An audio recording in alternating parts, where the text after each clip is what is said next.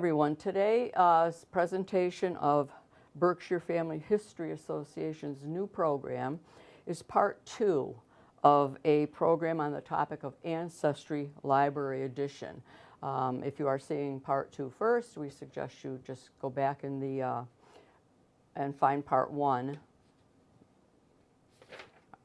So our guest today is Lisa Doherty, a well-known professional genealogist and lecturer. She's a member of the Association of Professional Genealogists and is a graduate of the ProGen Study Group. Lisa's been a family historian for over 25 years and a former volunteer at the National Archives and Records Administration, which was located here in Pittsfield. She's used her experience to assist many people through educational presentations. She offers weekly volunteer sessions at libraries around New York's Capital District. Visit her website, which will be on your screen, to find more details. So I would like to introduce part 2 of this Ancestry Library Edition. Lisa. For part 2 of our program on Ancestry Library Edition, we're going to concentrate on searching. And searching is something that, of course, this is what we're here to do. This is what we're using Ancestry Library Edition to do, is to search for information about our ancestors. Searching can be a little tricky. It can be a little difficult. It's filled with pitfalls and all kinds of roadblocks. But one of the things that's most important with searching is perseverance. Most searches can be unsuccessful. But I believe that the #1 barrier toward finding what it is you want to find out about your ancestor is giving up too soon. So perseverance is very important when we're searching, and especially a big database like Ancestry Library Edition, where we have many, many, many alternatives for searching. So in this part, we're going to discuss how to do a basic search. Then we're going to talk about how can we download the information that we find to bring it home, because of course we want to bring it home and use it for our family history. Where can we find help and get some further information? Because there's always going to be questions when you're using Ancestry Library Edition. There's always going to be questions when you get home, when you're looking at the record. Where are some resources that you can access to find out answers to those questions? And then, if we have some time, we'll discuss a few other websites. So, basic searching. How do we do a basic search? Well, of course, we've already seen that Ancestry is home to 11 billion records. Now, you can imagine that searching 11 billion records would probably take a little bit of time. So what we need to do is we need to find a way to narrow down our searches so that they're more productive and more meaningful, and will help us find exactly what we're looking for. So one of the things that's a huge temptation for people is when they open up the Ancestry homepage, they see these little boxes, and these little boxes are all begging to be filled in. So what people immediately start to do is they start filling in every single box. So you fill it in with a first name, with a last name, with a date of birth, with a place of birth, with a place where the person lived, maybe with a father's name, maybe with a mother's name. But the temptation is to fill in all the boxes. Well, sometimes in our searching, less is going to be more. And also, it becomes a matter of what we're searching. Some records will not contain all of the information that you might be putting into a search box. So for example, if you were searching for someone and you wish to find them in a census record, for example, a death date is not going to help you. So you don't need to put a death date when you're looking for someone who's living, because obviously that death date won't be helpful in the search for them. So when we go on the search on the home page, we need to ask ourselves a couple of questions. What is it that we're trying to find out about the ancestor? Are we trying to find out when they were born? Are we trying to find out where they were born? Are we trying to find out something about their family? What is it that we're trying to find out? That's going to help us target our search. So when I first started just a minute ago talking about the general searching, I talked about that temptation to put the name in. Just put the name in and let it go. Well, say we search on the main home page for somebody named John Smith. Now, of course, this is an extreme example. I know there are a million John Smiths. But if we put the name John Smith into our search engine, we're going to end up with millions of records.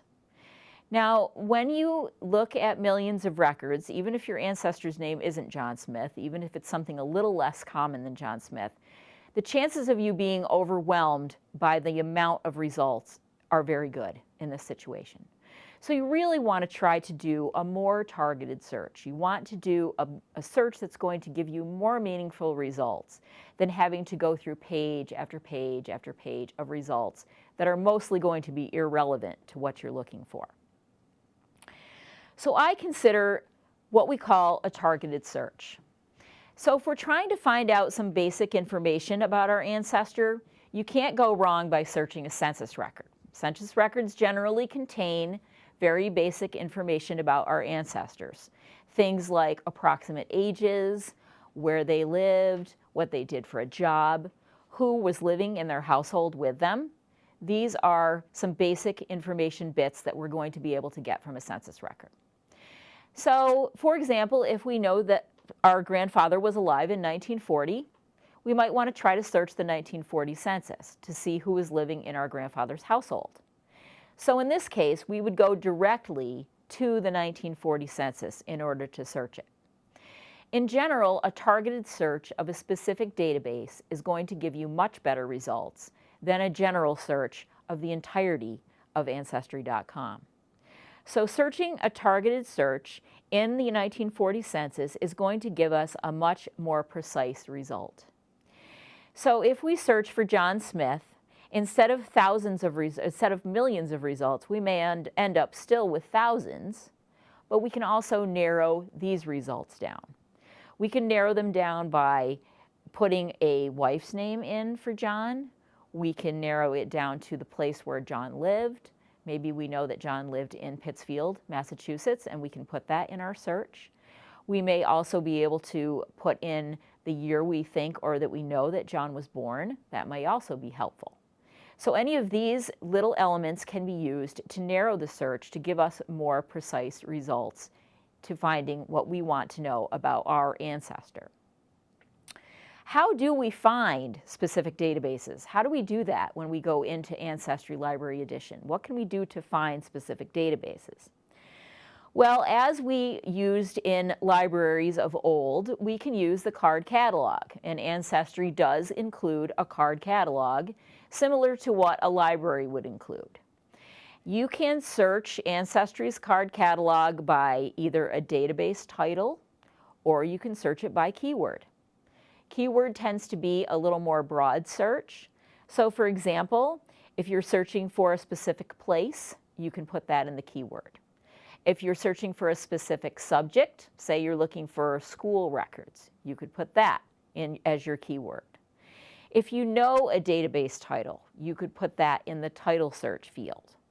But any of these searches will bring you information using the keywords or the title that you put in. Ancestry will give you the name of the database. It will give you a link to the database. It will give you the category or collection that the database belongs in. And it will also give you the number of records in the catalog, in the collection, in the particular collection you're looking at. So the card catalog, similar to what is in a library, can be used for finding specific databases. You can use it to find what records are available for a particular area. So if you're interested, say, in finding records for Berkshire County, you could put that into the keyword section, and it would bring up records that were specific to Berkshire County. You can do keyword searches, as I mentioned. You could also do category searches. So say you want to know about all of the records that have to do with the military. You could put military records in, and it would give you a selection of records that were available having to do with military records. So if I do a title search using the word Ireland, I put the word Ireland into the title section, and what comes up are all of the databases in Ancestry that have the word Ireland in the title of them. So these are going to include indexes to wills, they are going to include census records, they're going to include vital records, anything that has to do or has the word Ireland in the title. If I use the keyword search and I put in the word school, this is going to bring up any kind of database that has to do with school records. So it doesn't necessarily have to have the word school in the title, but it will be a subject of the particular database that comes up. So if I'm looking for a particular bit of information, I can put the word school in and I can see what's available for school records in my particular area. Also, another thing that you can do is a category search. As we've seen, the records on Ancestry are arranged into large categories. We discussed some of those in part 1. We discussed the vital records, such as birth, marriage, and death records. We discussed census records. We also discussed immigration records. Any of those, plus others, would be broad categories available. So these also include military records, school, directory, and church records, tax records, reference materials, stories and publications, which would mean stories written by users or stories that have been included in periodicals, photos that are included in the family trees, and then, of course, the family trees themselves. So these are all the broad categories that are available. You can do a category search. So if you click on one of the broad categories, and here we've done immigration and travel, we've clicked on immigration and travel, and I'm put in the name Frank Polchapek to see what comes up in the immigration category about Frank. We are going to find all kinds of records. We may find his ship's passenger list, we may find Frank's naturalization, we may find a passport application that Frank filled out. All of these things are possible in the immigration category. So that would be how to do a broader category search. Also included on Ancestry are these special collections. These are fairly lesser known things that are on Ancestry that not a lot of people realize are there, but there are specific collections for African American genealogy, for American Indian genealogy, for Jewish family history. There is a special New York State collection. So if you are looking in New York State, you will find things in the New York State collection that have to do with the vital records indexes, the New York State census records. Those are all in a special collection.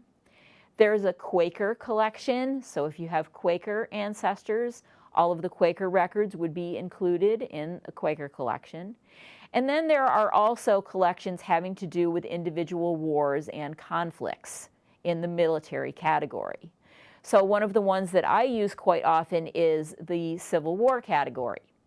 I will go to the military records section and I will find the Civil War section, and I'll do a general search across Civil War records to see if I can find information about a particular ancestor who may have served in the Civil War. So things that would be included in that collection would be things like muster rolls, pay stubs, pension records, draft registrations. Any of those types of records would be found under military in the individual wars and conflicts section. Another great way to locate particular records is by using the maps. The maps can be used to find what records are available for what areas. So one thing that we do often when we're searching is we may not be searching in the same area that we are actually physically living in. So if we're living in Pittsfield but our family comes from Illinois, we may want to know what records are available for Illinois. We can do that by using the map. We can go to the map, click on Illinois, and you will get a list of resources that are available for that particular place. It will give you not only Illinois-specific databases, but it will also give you United States databases. So included in the Illinois listings would be things like U.S. Census records, military records, etc. Anything that includes Illinois would be in that listing. It's also available for worldwide records. So if you don't know what records, for example, are available for the country of Italy, on Ancestry, you can simply click on the map on Italy, and it will bring up a list of databases that are available for Italy. So this can be incredibly useful. If you're ready to bring your research into Europe, you can find out exactly what's available for research on Ancestry. Of course, when we find a record, it's very important that we know how we can get that record from the library's computer to our own computer at home so that we can use it. Fortunately, you are able to take any of these records that you find and bring them home with you for use on your own home computer and with your own genealogy software. Some libraries offer a printing function, which means that you can simply print the picture of the record that you're interested in. But more often, it's going to be more useful for you to bring home a computer image of that particular record. And there are a couple of ways that you can do that. You can either bring a portable flash drive with you to the library. You can plug it into the computer, and you can download that picture to your flash drive. Or you can click on the image where it says Save, and you can say where it says Send Image Home, you simply enter your email, and the image will be sent to your email. And when you get home, you can print it, you can save it, you can do whatever you would like with it. For printing records, there are a few different ways that that can be done. It can either be done right directly from Ancestry Library Edition and printed to one of the library's printers. And generally, there's a small fee for printing at the libraries. And that would be done via the print utility that's available when you pull the picture of the record up. An alternative way of doing that would also be to take a screenshot of the actual record. This could be saved to your flash drive that you bring with you. You could also take the screenshot and paste it into Word and then print it. So there are different ways of taking a screenshot. One of the easiest ways is to press the Windows, the Shift key, and the S key all together. And this will take a screenshot, which can then be pasted into Word or pasted into your flash drive, either way. Still another way of recording the information is to record it on pre-printed forms. Sometimes the libraries will have these pre-printed forms available, but they can also be printed right from Ancestry. So in other words, you can print any form about the United States Census right from Ancestry, and then you can then take the form and fill it in with your ancestors' information right directly from the screen that you're looking at. I find the pre-printed forms to be very useful for a couple of reasons, and one of them is because if you're filling in the information on your form, that means you're reading the headings, and you're understanding what questions are being asked for the census. This helps you get to know the census better, because a lot of us are very focused on the names that we see, and so we don't quite get the full effect of the information that's available on the census. But if we're filling out a pre-printed form, then we have to get to know what those column headings mean and what they are. So it helps us to understand the data that's being presented much better. So when we are looking at records, there's always going to be a point that we get to where we don't understand what we're looking at, we don't understand exactly what we're searching for, we don't understand a lot of different things. So one of the things that we're going to want to do is we're going to want to know, where do we find help? Fortunately, there's a great deal of help available right on Ancestry itself. And Ancestry provides access to these helpful things as you're looking at Ancestry. Where you're going to find the majority of them is in a section called Learning Center. And that Learning Center is going to be located at the top of the homepage, of the Ancestry homepage. And in the Learning Center, you're going to find a bunch of very helpful, useful tools. Now, sometimes when you're telling people to go look for help, you're kind of preaching to people that maybe will not take advantage of it, because we know how it is. When we get something new at home, we never read the directions, we just turn it on and we just want to go with it. But I am urging you to use the help section because it can be incredibly useful to you. it can give you pointers to things that you may not be able to realize or figure out on your own. And it will allow you to take advantage of many good features on Ancestry that are kind of hidden and not really available or known as well as the main features. In the help section, you're going to find things like research guides. Research guides are going to help you with the different types of records. So if you don't know how to search ship's passenger lists, then a research guide is going to be very useful for you. You're going to be able to find magazine articles, articles that have been written by Ancestry personnel, and articles that have been written by professional genealogists, things that are going to help you with particular types of records. Ancestry has a blog which details a lot of its newer record collections. It goes into depths about some of its particular record collections, and it will give you a good oversight into what's going on currently on Ancestry. There are also videos, how-to videos. How do I search a certain thing? How do I find a certain thing? Also, in regard to videos, Ancestry has a YouTube channel. I would urge you to look into Ancestry's YouTube channel. One of the contributors to Ancestry's YouTube channel is Krista Cowan. She's better known as the Barefoot Genealogist. She has thousands of videos that are on the Ancestry YouTube channel.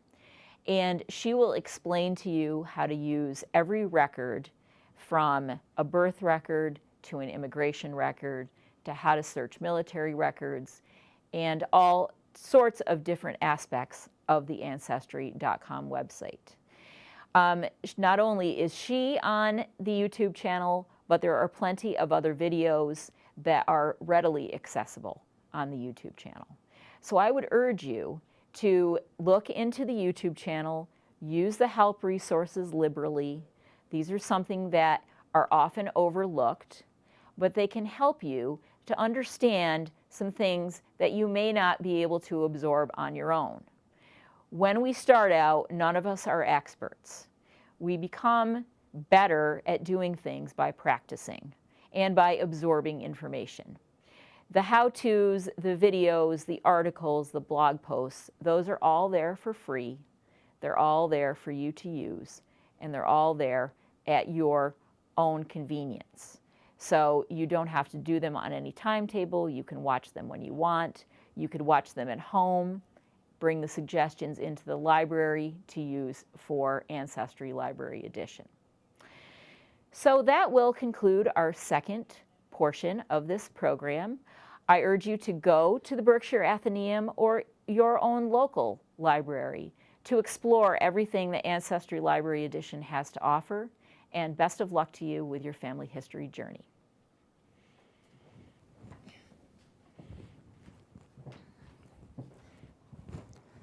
Lisa, Berkshire Family History Association is very, very grateful to you for being the guest in our inaugural program. We look forward to perhaps having you back in the future. Berkshire Family History Association Presents will be aired regularly, and we're looking forward to finding many other guests that will enlighten you and interest you in the hobby of genealogy. Thank you.